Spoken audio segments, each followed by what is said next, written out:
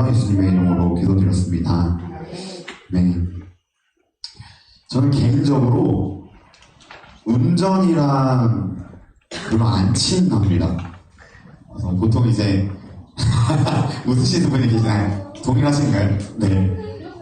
처음에 이제 전도사를 제가 22살 때, 21살 때인가 2살 때 이제 교육전도사를 시작했는데, 그때 저희 어머니께서 이러셨어요. 그 면허증은, 운전면허증은 전도사 면허증이다. 네가 그게 있어야 된다. 그래가지고, 제 기억에 21살 때인 것 같아요.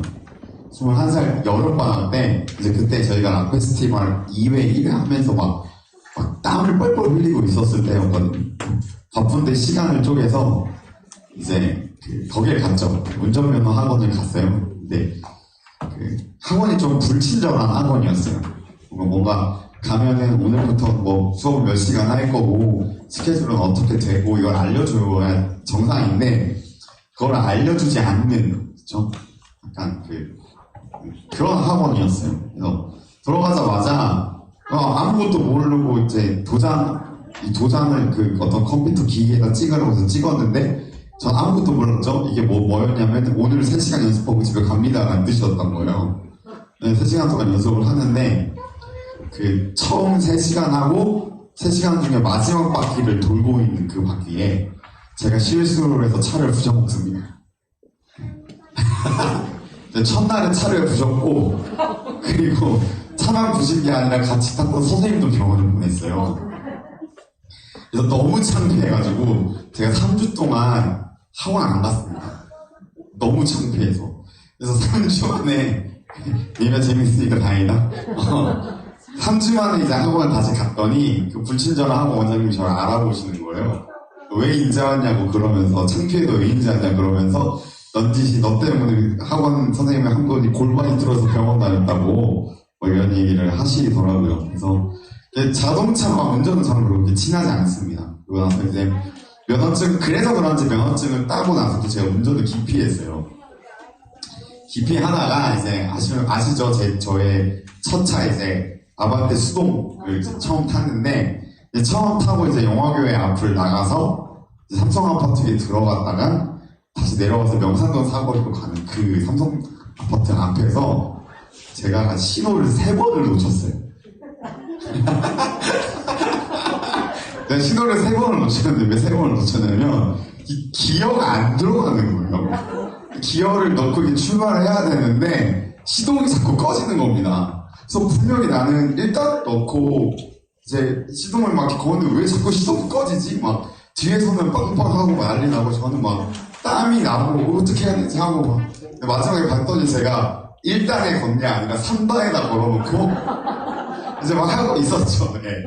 그래서 운전이랑 저랑은요 좀 거리가 있는 그런 일입니다. 근데 운전을 하면서 좀 느꼈던 거는 남이 운전하는 길을 내가 아무리 많이 가는 길이라도 누군가 운전해주는 차를 뒷좌석에서 타고 가는 것과 그 길을 내가 직접 운전해서 가는 거랑은 많은 차이가 있더라고요. 그래서 내가 매일 가는 길임에도 불구하고 내가 실제로 운전하다 보니까 어떤 일이 생기냐면 이 길로 가는 게 맞나? 라는 생각이 들더라고요. 그렇죠? 오늘이요 제자들이 느꼈을 당혹감 그거와 같을 겁니다. 그 제자들의 삶은요 여기까지 예수님께서 운전해주신 차의 뒷좌석에 타서 예수님을 따라가는 일만 하고 있었습니다. 예수님께서 복음을 전하셨고 예수님께서 악한 자를 치유하셨고 예수님께서 귀신을 쫓아내셨고 예수님께서 핍박과 고난을 받으셨죠. 그 일을 제자들은 그냥 보고만 있었습니다. 그렇지만 오늘 예수님께서는 제자들에게 이렇게 얘기하십니다. 네가 운전해 라고 하십니다. 여러분 갈릴리에서 하나님의 나라를 선포하시고 천국 복음을 전하시고 모든 약한 것을 고치신 예수님께서 제자들을 부르시고 세우셨습니다. 그리고 제자들에게 이렇게 말씀하시죠. 오늘 말씀 볼까요? 10장 7절부터 8절 말씀입니다. 여러분들의 목소리로 한번 읽어보겠습니다. 준비 시작.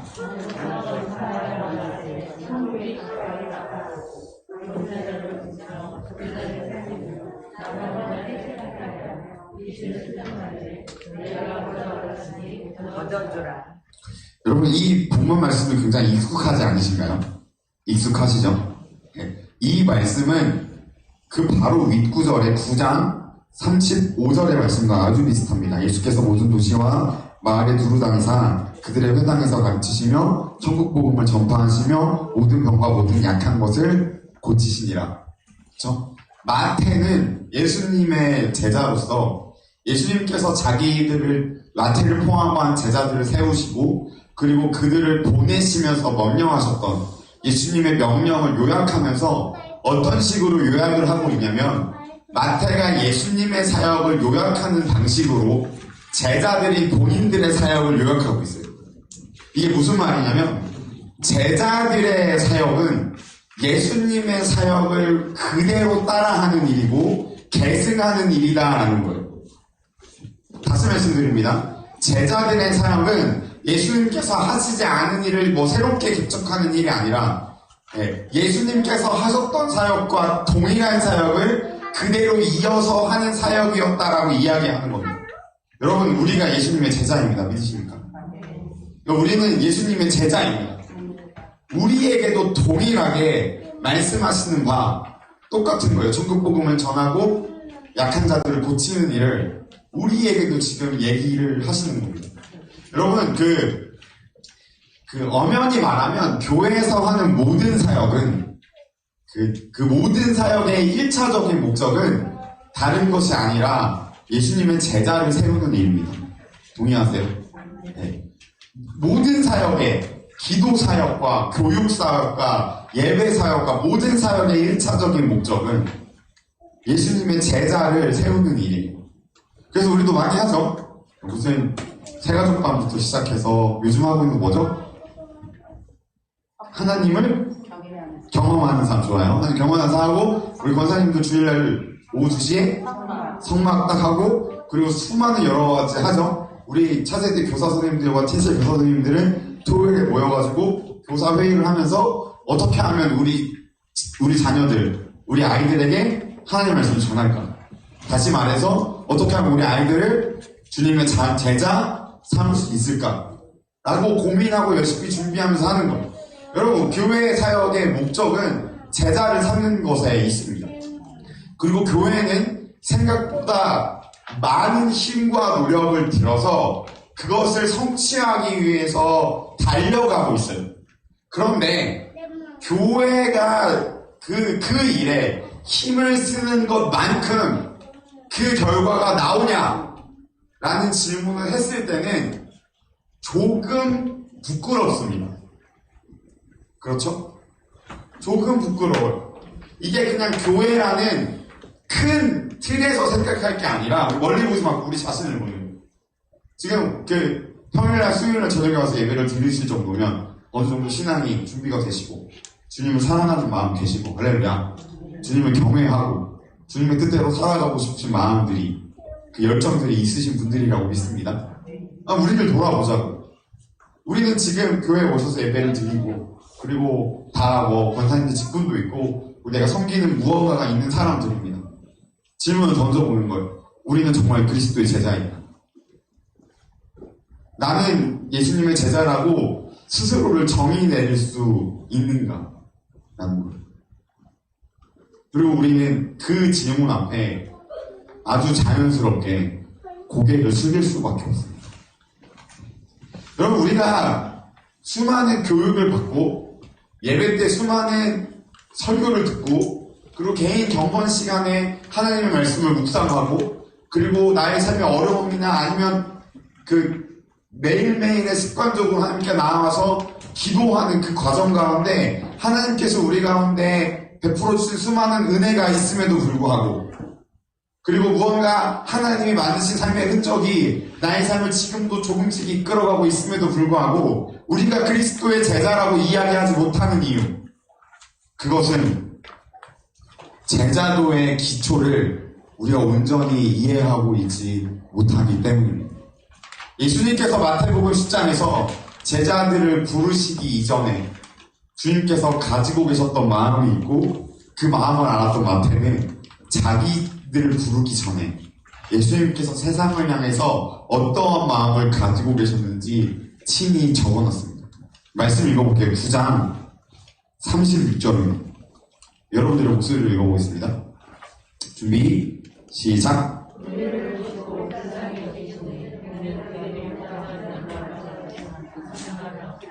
예수님께서 그 복음을 전파하시고 하나님의 나라를 선포하시고 약한 것들을 고치시는 그 중에 그것을 할 수 있었던 이유는 예수님께서 그들을 불쌍히 여기셨기 때문입니다. 여러분, 우리를 죄악 가운데 부르시고 죄악된 우리를 구원하시기 위해서 자기 아들을 이 땅에 보내시고 그리고 우리를 세상 가운데 불러내셔서 다시 세상으로 돌아가게 하시는 하나님이 가지고 계시는 그 중심의 마음은 긍휼의 마음입니다. 불쌍히 여기는 마음이 그 중심에 있습니다. 여러분들, 우리는요 하나님의 긍휼하심 때문에 구원받았어요. 우리는 우리의 뜻과 우리의 삶을 계속해서 살아나가다가 우리의 삶의 어떠한 포인트에 주님의 긍휼을 경험합니다. 우리를 불쌍히 여기시고 우리가 바르게 살길 바라시고 우리가 옳은 길을 걷기를 바라시는 하나님의 마음과 그 뜻이 우리의 마음을 때렸을 때 우리의 마음은 그 하나님의 긍휼하심 안에서 무너져 내리는 겁니다. 그 하나님의 긍휼하심을 우리가 맛봤을 때 내가 쌓아놨던 나의 성이 무너져 내리고 우리가 그 하나님의 긍휼하심을 맛보았을 때 내가 쌓아놨던 그릇된 욕심으로부터 비롯된 나의 모든 계획이 무너져 내리는 겁니다. 그리고 우리의 마음이 하나님의 긍휼하심 가운데 무너져 내렸을 때 우리는 하나님 앞에 회개합니다. 여러분들, 구원을 얻는 회개는 우리의 구체적인 어떤 특별한 행동에 대한 반성이기도 하지만 더 나아가 동시에 삶의 방향성에 대한 후회이기도 합니다. 구원 얻는 회개에서 우리가 주님께 하는 말, 우리가 모두 과거에 주님께 기도했던 한마디, 주님, 제가 잘못 살았습니다. 내가 하나님 앞에서 잘못 살았습니다라고 기도하는 것, 내가 잘못된 방향으로 잘못된 방식으로 살아갔습니다라고 회개하는 것, 주님의 긍휼하심을 맛보았을 때 가능한 겁니다. 여러분, 질문 한번 들어볼까요? 우리는 어째서 그렇게 이야기했을까요? 우리는 어째서 하나님께 내가 잘못 살았습니다라고 이야기했을까요? 우리는 또 어떻게 누가 시켜도 하지도 못하는 그 고백을 하나님께 할 수 있었을까요? 하나님의 긍휼하심 때문입니다. 그 하나님의 긍휼하심이 감겨져 있는 눈을 뜨게 하는 겁니다. 우리가 보고 느끼고 살고 있는 이 세상이 전부가 아니라는 것을 그 긍휼하심이 깨닫게 해주십니다. 이 땅만 바라보고 나의 욕심만을 위해서 살고 있었던 나의 시선을 돌려서 하늘을 바라보게 하는 겁니다. 그리고 하늘을 바라봤을 때 우리가 깨닫는 겁니다. 아, 하늘이 있구나. 하늘이 있구나. 이 세상을 지으신 하나님이 계시는구나. 이 세상을 다스리시는 분이 계시는구나. 이 세상을 언젠가 심판하시고 자신의 뜻을 온전히 이루실 분이 계시는구나. 그리고 그분이 나를 사랑하시는구나. 라는 걸 주님의 그 긍휼하심을 경험했을 때 우리는 깨닫는 겁니다. 여러분, 우리는 하나님의 긍휼하심을 맛보았을 때야 비로소 세상을 바라볼 수 있습니다. 하나님의 긍휼하심이 세상을 보는 눈을 열어주는 겁니다. 그리고 그제서야 비로소 우리는 우리 자신을 오롯이 볼 수 있고 세상을 바라볼 수 있으며 내 주변에 있는 사람, 이 세상을 온전히 바라볼 수 있는 겁니다. 하나님의 긍휼이 세상에 대한 다른 관점을 갖게 하고 이 변화된 관점으로 세상을 보았을 때 우리는 비로소 하나님의, 예수님의 제자가 될 수 있습니다. 우리를 긍휼하게 보셨던 그 하나님의 긍휼하심을 우리가 이해하기 시작합니다. 여러분들, 우리가 이미 그것을 맛보았습니다. 그리고 우리가 그 긍휼하심 때문에 이 자리에 있죠. 그럼에도 불구하고 너는 그리스도의 제자인가? 라는 질문 앞에 떳떳하지 못하는 이유가 무엇입니까? 그것은 우리가 하나님을 통해 맛보았던 하나님의 긍휼하심을 너무나도 쉽게 잊어버리기 때문에. 요즘에 그 청년부와 함께 성경 오버뷰를 이렇게 하고 있고, 되게 천천히 가고 있어요. 하고 있고, 지금 신명기를 들어가고 있어요. 여러분, 신명기는 아주 재미있는 책입니다. 마치 그냥 성경을 통독을 하다 보면 신명기는 그냥 읽을 때 어떤 느낌이냐면 출애굽기, 레위기, 민수기를 그냥 섞어놔서 한 번 더 이야기하는 것처럼 보여요. 그래서 했던 얘기 또 하네, 이 얘기가 여기서 또 나오네, 이런 느낌이 듭니다. 근데 반복이 될 수밖에 없었던 이유가 있어요. 왜 그러냐면 출애굽기, 레위기, 민수기는 출애굽한 이스라엘 1세대를 향한 하나님의 메시지고, 신명기는 1세대가 하나님께 범죄한 이후에 다 죽은 이후, 이제 가나안 땅으로 들어가기 전 출애굽 2세대에게 하는 이야기이기 때문입니다. 그래서 반복되는 것처럼 보이지만 대상이 달라요. 그래서 가만히 보면 출애굽기, 레위기, 민수기에서 가장 중요한 부분 중에 하나가 이제 출애굽한 이스라엘이 시내산에서 하나님과 만나는 장면입니다. 시내산에서 하나님과 만나서 하나님과 이제 이스라엘이 언약 관계로 들어가기 시작하는데, 내가 이스라엘과 하나님이 언약을 했다라는 증표가 다른 게 아니라 그 10계명입니다. 그리고 10계명에서 가장 중요한 것 중에 하나가, 10계명 중에 가장 중요했던 것 중에 하나가 안식일에 대한 법이에요. 출애굽기로 한번 가볼까요? 출애굽기 20장 8절부터 11절 말씀.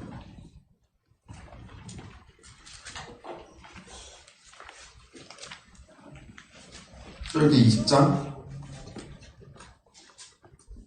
8절부터 11절 기니까 저는 한 절씩 교독할게요. 다 찾으셨죠? 네. 안식일을 기억하여 거룩하게 지키라. 일곱째 날은 내 하나님 여호와의 안식일인즉 너나 나나 내 아들이나 내 딸이나 내 남종이나 내 여종이나 내 가축이나 내 문 안에 머무는 객이라도 아무 일도 하지 말라. 이런 엿새 동안에 나 여호와가 하늘과 땅과 바다가 모든 것을 만들고 일곱째 날에 쉬었습니다. 그러므로 나 여호와가 안식일을 복되게 하여 나를 거룩하게 하였느니라. 네. 지금 그 10계명 중에 안식일을 지켜라 라고 명령을 하고 언약을 하면서 하나님께서 왜 안식일을 지키라고 하시죠? 이스라엘에게, 출애굽 1세대들에게 안식일을 지키라고 하신 이유가 뭐죠? 하나님께서 세상을 창조하시고 그날을 거룩해 하시고 그날에 쉬었기 때문입니다. 무슨 말이냐면 이 안식일법에는 이런 게 있습니다. 네가 일주일에 하루는 쉬어야 되는데 왜 쉬어야 되냐면 창조주를 기억하기 위해서 쉬어야 돼 라는 뜻이에요. 다시 말해서 무슨 말이냐면 너와 계약한, 언약한 너희들이 믿는 신은 이 세상을 창조한 신이야 라고 하나님께서 이스라엘에게 친히 알려주시는 거예요. 그래서 이스라엘 백성들은 6일 동안이라고 안식일에 쉬면서 기억했어요. 하나님의 창조를 기억한 거예요. 하나님께서 6일 동안 우리가 믿는 신이, 우리가 섬기는 하나님이 6일 동안 하나님 이 세상을 만드시고 7일짜리를 쉬셨다. 그 창조주 하나님을 기억하는 거예요. 그런데 여러분, 신명기에 딱 와서 다시 이야기해서 출애굽 1세대가 다 죽고 출애굽 2세대가 왔을 때 똑같이 모세가 모압 평지에서 이스라엘 2세대와 하나님과의 언약식을 갖는데, 하나님과 모압 언약을 맺는데 거기서 나오는 안식일 법이요 조금은 달라집니다. 우리 신명기로 가볼게요.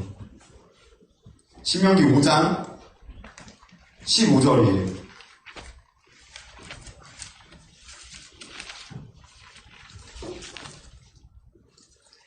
신명기 5장 15절입니다. 크게 읽어볼까요? 준비 시작. 그런 기억하라. 내가 애굽 땅에서 종이 되었더니 내 하나님 여호와가 강한 손과 편 팔로 거기서 너를 인도하여 냈나니 그러므로 내 하나님 여호와가 내게 명령하여 안식일을 지키라 하느니라. 그쵸. 지금 출애굽 2세대를 모세가 마치 중매자로서 그러니까 하나님과 출애굽 2세대와 언약을 이렇게 맺고 있는 그 과정에서 여기서도 제일 중요한 게 10계명이었고, 그리고 10계명의 가장 중요한 게 안식일법인데, 안식일법에 대해서 이야기할 때 출애굽 1세대들이 안식일을 지켜야 했던 이유는 창조주 하나님을 기억하기 위함이었다면, 출애굽 2세대는 안식일을 지켜야 하는 이유가 뭐죠? 애굽 땅에서 구원했기 때문에. 애굽 땅에서 구원했어요. 이제 출애굽 2세대들은 가나안 땅에 들어가서 매주 안식일을 지키면서 무언가를 기억하여야만 했어요. 그게 뭐냐면 자기 민족을 구원하신 하나님을 기억해야만 했어요. 바뀌는 거예요. 근데 여기서 중요한 거는요, 이유보다 중요한 게 15절 제일 처음에 나오는 문장, 너는 기억하라예요.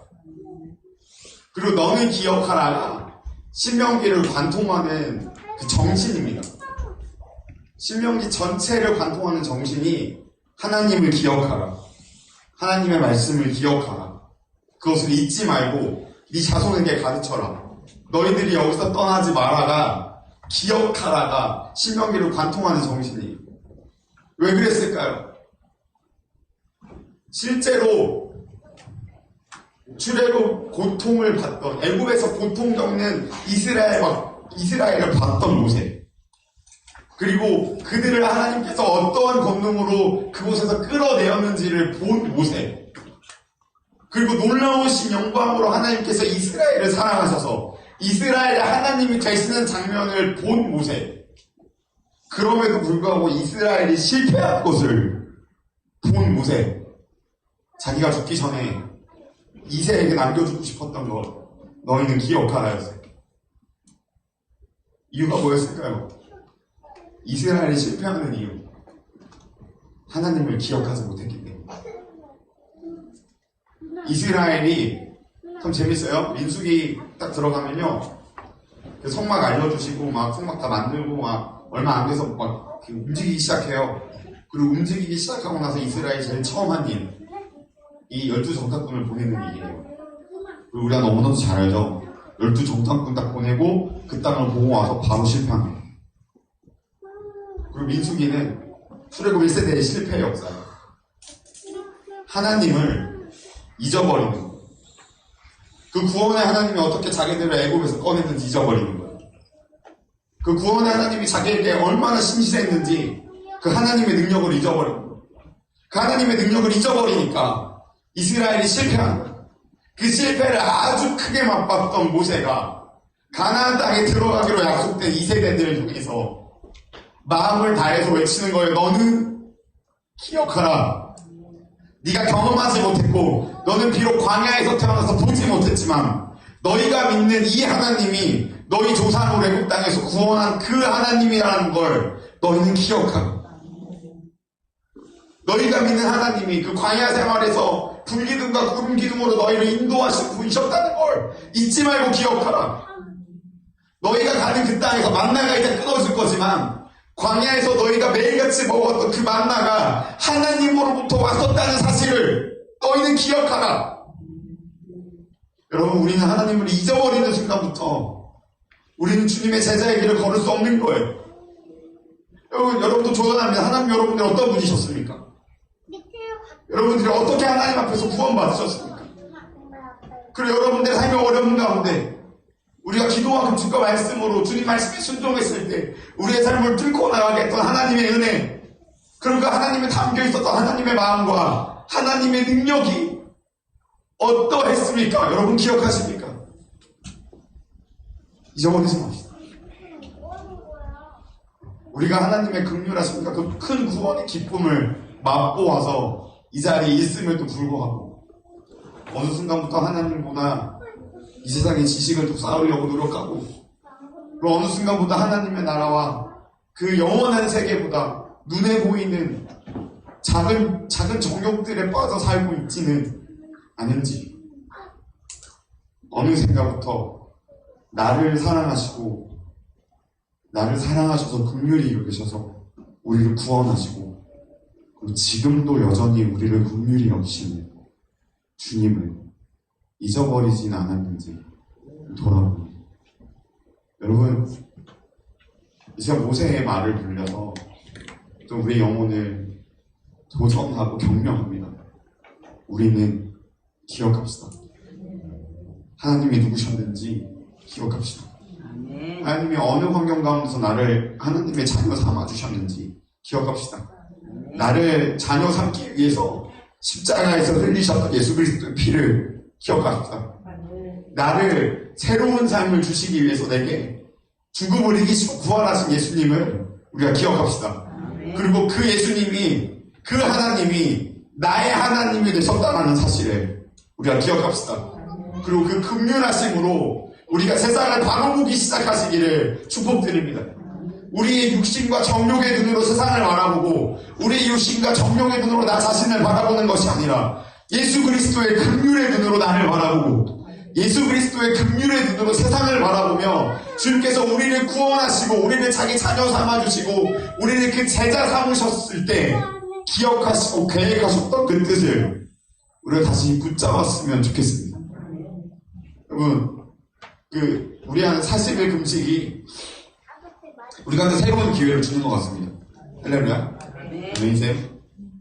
40일 금식하면서 여러분 말씀을 계속해서 읽으시고, 그리고 여러분들 감동되시는 대로 매일같이 오셔서 책정하시고 기도하시고 금식하고 굶고 넘어가지 마시고, 어떻게든 우리의 삶 가운데 우리의 하루 가운데 하나님만 집중해서 하나님과 보내는 시간을 확보하면 우리가 여전히 우리를 긍휼히 여기시는 그 주님을 기대하며 그 자리 가운데 나아가시는 여러분들이 되시길 소원합니다.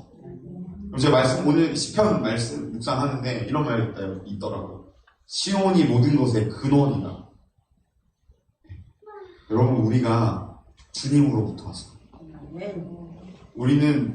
우리가 생각할 때 우리는 상처있고 비루하고 난무한 모습으로 주님께 온전치 못하고 깨끗하지 못한 모습으로 지금 오늘을 살아가고 있을지 몰라도, 여러분, 그러한 우리가 주님으로부터 왔습니다. 아멘이세요? 그 연약하고 안쓰럽고 가슴 아픈 우리의 이 모습, 그럴지라도 우리는 주님으로부터 온 거예요. 그렇기 때문에 이런 모습일지라도 우리는 주님 앞에 있을 자격이 있습니다. 그곳에 있어도 괜찮은 사람들입니다. 우리 좀 앞으로의 40일 금식을 보내면서 우리 안에 있는 그것들, 주님을 기억하는 것들이 온전히 회복되어지고, 그리고 주님과 온전한 친밀감을 누리는 우리가 되기를 소원합니다.